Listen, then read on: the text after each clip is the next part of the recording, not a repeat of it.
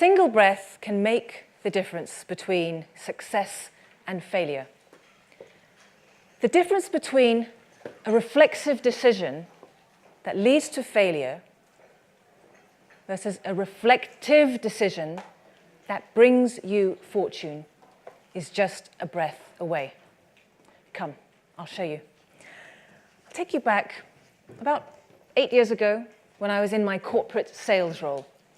It was a Tuesday morning, 9:30, and I was sat at my desk and I picked up the good old phone. Do you remember those? The landline. Woo-hoo. Did my usual smiling and dialing as I had to, as a sales manager and so on. And I dialed this one person that had been on my list for a while. Oh, sure. Next Thursday. Great. Okay. I'll see you at 11. Bye. That was easy. It usually requires a bit more effort to land those meetings with those people you've never met or spoken to before. Next week rolls round. I'm in their reception, wonderful, shiny Canary Wharf office. I did my new breathing thing. I sit there in the reception area, and I'm just sitting there, just listening to my breathing, that's all. Not thinking, just not fiddling around with my presentation, just breathing. Along comes the director. He scurries along. His eyes dart all over the place, and he shakes hand, very briefly making eye contact, and ushers me into the meeting room. Something's up, I thought to myself. Anyway, I made my seat in the meeting room. He sat opposite me. And as soon as he sat down, he said, "I hate you salespeople. You make my life sick. You're so selfish, especially your company. You are the worst." In that moment, a volcano of anger erupted inside me. I was sitting there and it was bubbling up while he was saying these words. And you know how when you're thinking, sometimes it looks like a video reel in your head, right? It's like a videotape. So this videotape popped in my head, this thought of me getting up and saying, "How dare you talk to me like that? Don't you dare," and walk off. That was the video reel playing in my head. But as I watched that thought, it disappeared over the horizon of my mind. And it vanished. And in that space, I was sat calm. Just like stormy day, when a thundery, stormy day and the clouds roll back to leave a brilliant, bright sky, that's how I felt. He was saying these words, and instead of offering judgment and venom, there was space for compassion and, what's he talking about? And his rant lasted maybe about 10 seconds. When he was done, I said, "Sounds like you've had a bad day. Is everything okay?" And he responded, "I'm so sorry. I've had the worst week. My boss has been breathing down my neck. I'm close to losing my client, and I've just had the worst week. In fact, it's been a nightmare ever since we spoke about a month ago. And we spoke last week. Well, yeah, it feels like it's been that long. I'm so sorry. This is no way to speak to someone." Anyway, we left it, and we continued speaking. The conversation and meeting continued in a friendly, easy, productive manner. Within the next 18 months, he spent £70,000 with us. Wow. Oh, I know. But can you imagine for a moment, can you imagine what might have happened had I spat out those venomous words? Had I acted upon those thoughts? Right? It's unlikely he would have spent that money with us, right? Unlikely. It's likely I would have raced out of that meeting, carrying that thunder of energy, and been completely, it was only 11 in the morning, I would have been completely unproductive all day, right? Sound familiar? Because when the storms, clouds of stress descend, they stay there for a while, right? So it's likely I would have carried that energy back to me and been completely unproductive in the office. It's likely I would have carried that energy home to my wife, been an awful partner, and been awful to my cat. Poor thing. All she wants to do is sit on my lap. She doesn't come anywhere near me when I'm stressed, if I'm stressed. And it's likely I would have continued ruminating until the early hours of the day, right? Ooh, yeah. Very true. So, but because in that moment, when the volcano erupted, I was able to offer compassion. I'd made space. Instead of venom and judgment, I was able to offer compassion. And that's where mindfulness pays off. That's where the practice of mindfulness pays off. It allows you to create a space and not act upon the harsh thoughts that go through our head. Sound familiar? Yeah? Now, I'll show you how it works. Why does it work? Now, we have this part, it all starts with a thought. Okay? It all starts with a thought. Because how you think affects how you feel, what you say, and the results you get. Do you all agree with that? Yes. Right? Now you have these two parts of the brain. One part of the brain is called the amygdala. The amygdala is the fear center of your brain, and it's associated with functions of survival, right? Its functions are fight, flight, and freeze. Its focus is on the short term, immediate gratification. Like, get me out of here now. And then you have this other part. I call it the hammer. That's the nickname I give it. Because just like a hammer, everything is a nail. And just for the fear center, everything must be attacked or run away from, right? Then you have this other part of the brain. It's called the prefrontal cortex, and it's the outer part of your brain. It's associated with wiser functions: self-control, inspiration, insight, creativity. These wise functions that are essential for growing a successful business. Would you agree? Right? I call it the coach because it makes you do the hard thing when it's the tough thing to do. Right. And so the first step is you need to make space in your mind to make space, right? Why? Because most of the time we're operating out of fear. As entrepreneurs, many things trigger the fear center. Let me think of a few. Public speaking. Anyone scared of public speaking? Yeah? Yes, right? What else? For some people, dealing with people. Ew, people. Oh. Another thing. Accounts. Accounts, dealing with accounts. Oh, horrible, right? I've got one. Selling. Ooh, that sends fear through people for certain. And what else? What else makes us activate the hammer? Some experts say keep an eye on your competition. Keep an eye on your competition. See what they're doing. How do you feel when you look at the competition? Horrible, right? Then you start comparing yourself. And then it's like a rabbit hole of horrible, dark thoughts, isn't it? Yeah? So in your business as an entrepreneur, we're constantly being triggered. Some trigger more things than others. But here's the thing. When you're operating from the hammer, when your hammer is overactive, which tends to happen, you clog access to your wise functions. Because your body says, survive. That's all you need to do. Heartbeat faster, breathe shallow, tense up so you can run. It worked when we were Homo sapiens on the East African savannas, when our life was literally in danger all the time, and we needed that to survive. We don't need that now, do we? We don't need to punch someone in the face when we see a competitor pop up on Twitter, do we? No. But the trouble is, when our hammer, like I said, is overactive, it literally clogs access to your wise functions. Creativity, insight, intuition, self-control. You don't need all of that when you are just trying to survive. We end up being reactive, reflexive. You rarely make the best strategic decisions for your business with an overactive hammer. So here's what you do. You can quiet the hammer and awaken your coach by doing this. Let's uncross your legs for a minute. I'll show you. Okay. Now, if you can please just close your eyes and take a deep breath and listen to your breathing. And exhale, just listen to your breath.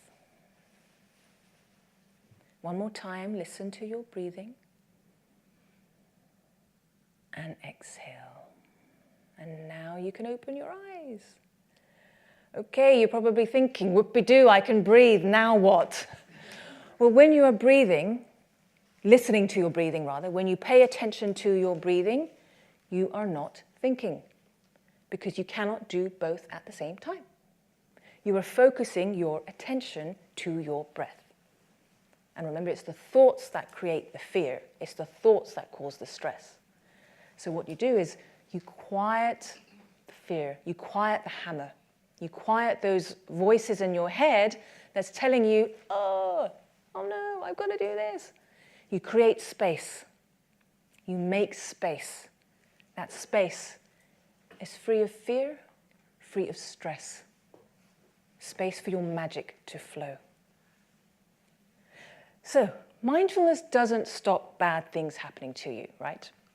Mindfulness does not stop bad things happening to you. It doesn't make your customers pay you on time. That would be awesome if it did, right? So it doesn't change what happens to you, but it prepares you to be proactive instead of reactive. As entrepreneurs, we're facing challenges all the time. We're always falling down valleys of stress and climbing mountainous challenges. Now, it's easy to be inspired and passionate and enthusiastic when you've landed that new client, when you've secured that new investor, when you've been inspired by that new idea, or when you've hired that A player finally. It's easy to be inspired and enthusiastic then, right? But those don't happen as often, let's be real, right? They do not happen as often as those darker moments, yeah? But how can we be creative and proactive to grow our business and revenue when we're operating in darkness? So make space to watch, yeah? So how else can we be mindful? So make space, that's one way. There are seven ways you can be a mindful entrepreneur. Make space to watch, impose your intention, notice the good, don't assume, free yourself, unconditional acceptance, and let go. Let's move on to what notice the good. What does that look like? I'll introduce you to a lovely entrepreneur I worked with. Her name is McKenna. Brilliant sustainable development consultant. She started her own business, and she loved what she did. She grew her business through referrals, and the clients loved her. She'd worked with really good people, really good organizations. But up ahead, there was a bit of a barren land or no clientville. So that created a bit of a sting of fear inside her. But she had just created this new product that she'd successfully upsold to an existing client, or rather a past client. So she was happy. They were happy. They'd sorted out the rates, the dates, and the deliverables. Everyone was happy. About 3 weeks later, McKenna was working away. She'd invested resources, she'd invested her time, and she was really excited about this idea. It's a new product she'd been wanting to create for the past year, and finally she's doing it. She was getting paid to create the pilot. Brilliant. And the opportunity it gave her to upsell this to her past clients, but also to new clients. So it was also quite an important opportunity for her. And she got an email one day, about 3 weeks away from the deadline, from the client. I'm so sorry, there's been a miscalculation. We haven't got 7, it's only 5. They got less money than they promised. Ooh. Now, McKenna is usually a very calm and measured lady. But when she saw this email, that set her off. How dare they? What a waste of time. I've wasted my past 6 weeks working on this project, and that's it. Her mind went off to the races, galloping away. You know how that happens, right? Your mind gallops off to the races, and it goes in all sorts of directions, and it can gallop for days and days and days and days. Yeah. She had another proposal to submit that morning. She had another deadline. She had to write this article. She had her whole morning planned out. But her mind went running to the races, like wild horses galloping in the horizon. How often does that happen? Sound familiar? Yeah. So it renders us completely unproductive and uncreative as well. And that's when I received an email from her around just after midday. Problem, client messing me around. Need some help, please? All right. Okay, we got on the phone. And I said, what's happened? She said, this client, we agreed on this rate, and now they said that. And I'm furious, I want to walk away and just forget it. I've just wasted all this time. I've wasted all my resources. I've even invested money in doing this. I've created 70% of the product. And she wanted to walk away. She basically wanted help on how to communicate this to them. And I said, okay, well, let's take a step back a bit. Let's take a step back. Why did you decide, I asked her, why did you decide to work with them in the first place? She said, well, this is a new product. I've been wanting to launch this product for a while. And this client have offered, basically they're paying me to create this product. I love working with this client. It's a really good name, makes me look really good. And I can then sell this on to other clients as well. And she came up with all these positive ideas. I was like, great, okay. And just like that, her energy shifted from negative to slightly more balanced. Now, she might still say no. She might still say no, right? And I said, okay, so who else will be there? Who's going to be at this session that you're going to be running? There are going to be CEOs, there's going to be directors, and so on. I was like, oh, okay, great. So she sounded more enthusiastic, more her normal self, her inspired, passionate self. Like I said, she might still say no, but at least she's in a position to make a decision based on balance and abundance instead of fear and fight. It's okay if you say no from that place, but at least it's a balanced place. I said, okay, well, let's take a step further back, McKenna. Now, for your business, you need to do promotion, you need more clients, right? She said, yes. Okay, well, what have they got? Okay, what access do they have that they could perhaps give you in return that would be worth way more than the little amount that they're withholding for you? What could they give? She said, are there introductions? She goes, yes, we spoke 3 months ago. I spoke to them and they mentioned these 2 clients that they speak with. Actually, they're on my top 10 dream list of clients I would love to work with. If you don't have a top 10 dream list, you should have one. They're on the top 10 dream list. I would love to work with them. Oh, that would be amazing. Actually, I said, do you think they'd introduce you? Yes, of course they absolutely would. And in that moment, McKenna came up with more ideas that helped her turn that mishap into a massive opportunity for her business. But she would not and could not have done that had she dwelled in the negative. Most of the time, we dwell in the negative. You cannot see the solution when you're focused on the problem. You don't have the energy or the capacity. She was already in freeze. Remember freeze, flight, and fright? She was already in freeze. She'd frozen all morning. She was getting ready to fight, stroppy email. And she certainly was going to flight, walk away. But because she noticed the good, she was able to make constructive choices to grow her business. Now, as entrepreneurs, we face these mishaps all the time, don't we? Right? I bet you can think of something that's happened in this past week. Not to take your mind there, but things happen quite regularly, right? What sorts of things? When a client's late paying, ooh, that brings out the gangster in you, doesn't it? Late paying clients, what else? One time I spoke with a founder. She said she attracted an investor, and overnight they reduced their valuation from 9 million to something like 3 million. As a result, she turned them away and she had to let a bunch of people go, so that was terrible. Another one, she hired the wrong person. She had to let them go. These things happen all the time. But if we dwell on the negative, we're not in a position to see an opportunity. Because if we look hard enough, one will show up. Now, how do we do this? You see, we're constantly bombarded with negativity as well, right? Where our minds are constantly bombarded with negativity. So what we need to do is teach our mind to focus on the good, to notice the good. I'll show you how. Who's used Google Maps in the past week?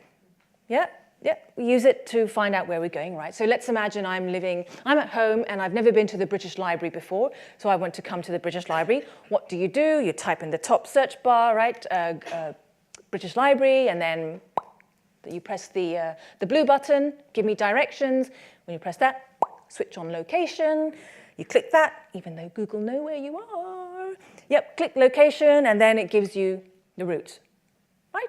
So what do you do next? You then you use your phone, and then you follow. There are lots of roads you see on your way over there, right? On your journey over, lots of tube stops, lots of train stops, and you ignore. Wrong way. Hold on. You ignore all the other roads. You just focus on this route, right? Hang on, wrong way. How many people get lost even though you've got Google? Yeah. Thank you. Okay, thank you. Made my day. All right. So notice on that map, right? Lots and lots, hundreds, maybe thousands of different roads for you to. This is what happens in our life. Our brain works in a similar sort of way, where when your dominant intent, your dominant thought, your dominant emotion is what you plug into the top search bar. I am annoyed, this annoying client. So what happens is your brain says, right, let's go and look for everything that matches that feeling and emotion. So you constantly, wherever you go, because you're bombarded with messages all the time, right? Everywhere you go, but we miss most of it. It's our brain reticular activating system in action. It ignores most of the messages we're focused on, but only feeds us what our dominant emotion and dominant thought is going on at the time. Have you ever, for example, have you ever been shopping and you're looking for maybe a pair of red trainers or something, and then you spot red trainers everywhere? You never noticed them before, right? It's exactly that. It's how our mind works. So and the trouble is, we are bombarded with negativity all the time, as I mentioned. You only have to look at the news today. Ooh, Brexit. You just have to look at that all day. If you've watched that after a day, you feel like the world's going to end, and then you're just constantly being fed more negative information. And that's what you see, because that's your dominant feeling. So we need to guard our minds. We need to carve the route we want. We need to command our brain, notice the good. Notice the good. You have to steer your mind. And the beauty is, our mind is like plasticine. It moves. It's like plasticine. The more it works on a use it or lose it basis. The more you do something, then it creates new networks, right? So how do you do that? How do you do that? Let's do this now. So think for the past 24 hours, think of one thing you can appreciate. Just one thing you can appreciate that's happened in the past 24 hours. It can be a person, an event, a circumstance, anything.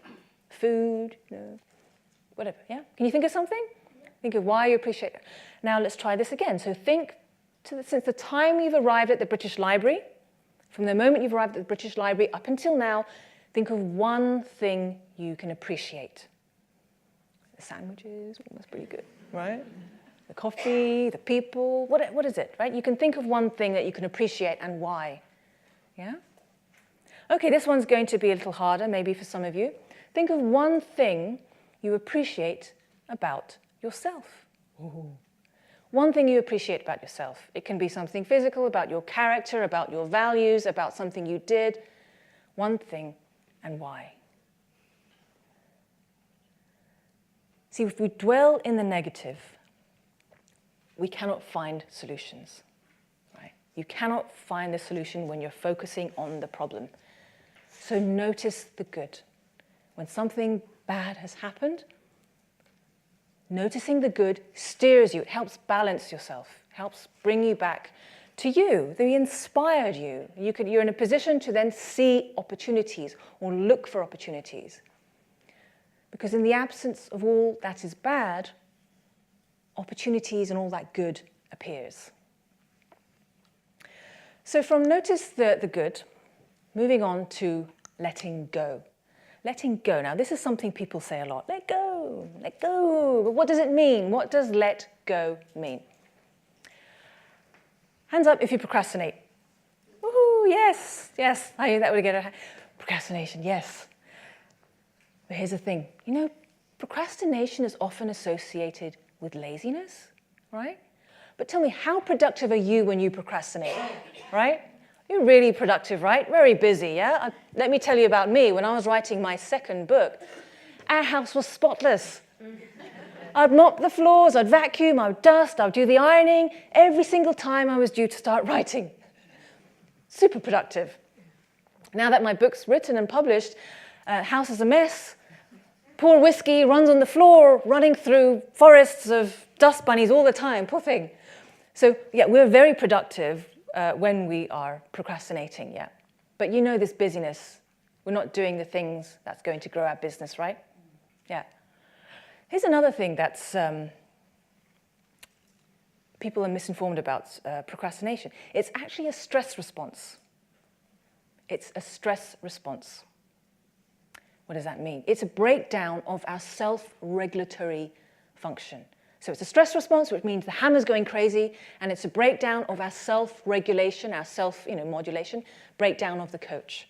So what does that mean? It means you need to quiet the fear and awaken the wiser part of you. But let me ask you this. When you've procrastinated, do you feel guilty? Oh, now that's the killer. That's the poison. Because guilt weighs you down. Guilt weighs you down like a suit of armor, right? Let's say, for example, let's take one activity that causes procrastination, guaranteed causes procrastination, selling, right? It causes stress, yes, and fear and all sorts of things. And it's something you must do in your business too, right? So let's imagine there's one founder I spoke with. He said, yes, I'll do morning sales activities. I'll do it. I'll spend 2 or 3 hours. And you arrive at your desk, 8 o'clock or 7 or however early. And, oh, email. Okay. Yes, sales. Oh, email. Oh, link. Oh, cat videos. Oh, Instagram. I've got messages. Oh, I have to engage. Oh, I have to tweet now. I have to tweet. Oh, yeah, and then you could work on your product, and then you talk to your friend. Oh, I have to go and play with my cat. I have to. It's not, otherwise it's irresponsible. Oh, and before you know it, 5:30, 6 o'clock has rolled around, and you haven't done it. By then you think, I can't do it now, right? So 6 o'clock, whatever time you go home, or like 8, right? You go home 6 o'clock, 7 o'clock, and now you're there with your loved ones, with your significant others, with your cats, whatever it is, but you are carrying guilt. There's this little voice. And guilt can come in all sorts of forms. Self-hate, self-loathing. You start saying horrible things to yourself, right? Let's be real, okay? You start saying horrible things, oh no, whatever it might be. And because you're hating on yourself, you can't give love to anyone around you. You can only give what you have, right? So you might snap at your partner. You might lose patience with your love with your kids or your pets and so on. And that's what happens. You're not present. You're not there in the evening, and you're not relaxing because your hammer is still going crazy. It's still going. You're not relaxing at all. Because we're still thinking about the past. We're carrying the past, what I should have done, and we're holding it in the present moment. So we're not being present, we're constantly thinking about the past. So you're not enjoying and you're not being where you are, you're not relaxing. And in your business, you're there, and so the next day rolls around, right? So Tuesday rolls around, oh, I have to do it, I'm gonna do it, I'll do it. And here's the thing, now the stress feels heavier. It feels even heavier, so therefore the stress response is even greater. And before you know it, Friday's rolled round, Friday afternoon's rolled round, procrastinated all week. I've spoken to some people who procrastinated doing the crucial parts for months. But here's the thing, if you're carrying this heavy weight around of guilt, you're not performing at your best, are you? Remember, you clog up access to your wiser functions. You clog access to creativity, insight, intuition, because your hammer is going away. You're not working at your best, completely blocking it up. So what do you do? The first step to stopping yourself from procrastinating so you can do what you need to do is to forgive yourself. You let go, and you let go by forgiving yourself. Like what? Are you kidding me? No. The way to stop stress activity like procrastination is you lessen the negative emotional burden. When you lessen this negative emotional burden, you feel freer. Studies have shown, I think it was from Carleton University, that self-forgiveness stopped students from procrastinating, studying, and completing their coursework. They were more likely to do it when they had forgiven themselves for procrastinating. Because, let's be frank, procrastination is a form of self-harm.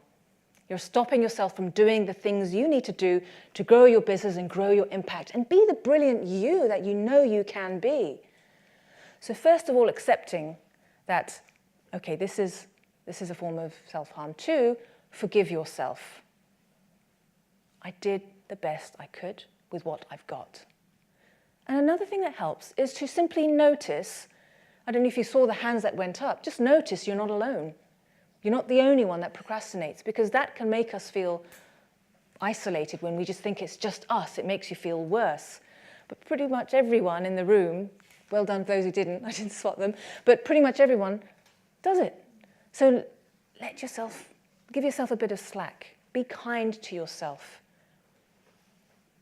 Let go. You let go by forgiving yourself. At the end of every day, 6:30, 7, whatever time you clock off, finish, if there was an item that you should have done, forgive yourself. I will get back to it. That creates a gap, creates a removal, detachment from that emotion. You're not carrying it into your evening.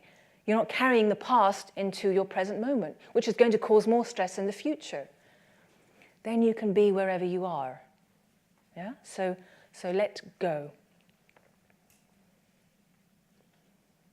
One time I was giving a session, I was giving a mindfulness session, and one person in the audience, he said, but I can't forgive myself. I have to punish myself. I deserve this punishment because I deserve guilt because I didn't do what I said I was going to do, so I have to punish myself. And I said, someone told you that when you were growing up. Someone who was doing the best they could to train you told you deserve to be punished. You don't deserve that. They were doing the best they can. And it's become a habit of thought that we cling on to. You deserve forgiveness. You deserve success because you're alive. That went a bit deep, didn't it? Ooh.